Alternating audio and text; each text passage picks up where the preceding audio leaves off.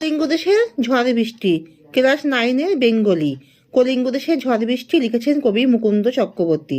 কলিঙ্গ দেশে 7 দিন ধরে খুব ঝড় বৃষ্টি হয়েছিল।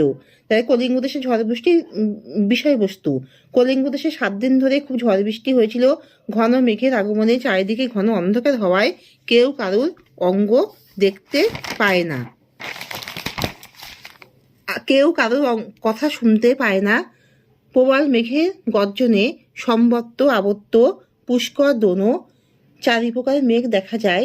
চারিদিকে প্রবল জলধারায় ভুজঙ্গরা সব বেরিয়ে আসে।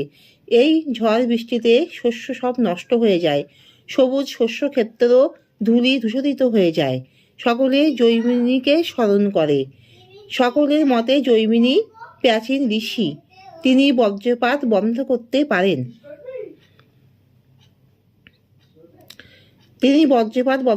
পারেন। দেবী চণ্ডীর আদেশে হনুমান অট্টালিকা ভেঙে খান খান করে।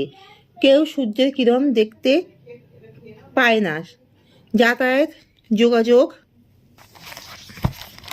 সব বন্ধ হয়ে যায়। ঢেউয়ের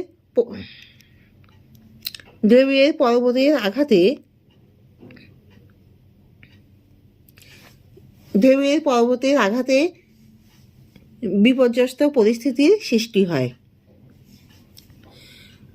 সকলে কলিঙ্গ ছেড়ে অন্যত্র চলে যায়।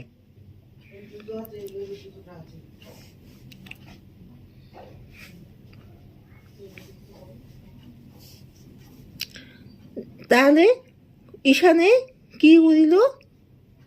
উদিল মেঘ, সগনে কি চিকুর। কাদের অঙ্গ এখানে বোঝানো হয়েছে? এখানে কলিঙ্গবাসীর অঙ্গ বোঝানো হয়েছে। না পায় দেখিতে কেহ, কিসের কিরণ? রবির কিরণ। ঈশানে কি উদিল মেঘ আর সগনে চিকুর। মেঘ কোথায় উচ্চনাতে ডাকে গগন মণ্ডলে। কেউ কারো কথা শুনতে পাচ্ছিল না কেন? মেঘের গর্জনের জন্যে। চিকুর শব্দের অর্থ কি? চিকুর শব্দের অর্থ হলো বিদ্যুৎ। তাহলে এখানে কিছু লেখাগুলো আছে, তোমরা সবাই এগুলো দেখে লিখে নাও।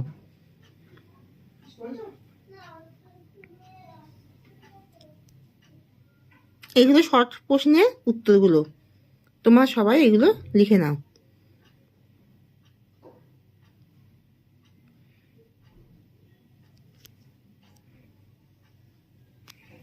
আর এখানে বড় প্রশ্নের উত্তরটা তোমরা সবাই লিখে নাও। আমি তোমাদেরকে বুঝিয়ে দিয়েছি, আর তোমরা সবাই লিখেও নাও। কলিঙ্গ দেশের ঝড় বৃষ্টি লিখেছেন মুকুন্দ চক্রবর্তী। আর এর যে বিষয়বস্তুটা এখানে সব লেখা রয়েছে, তোমরা এগুলো লিখেও নাও।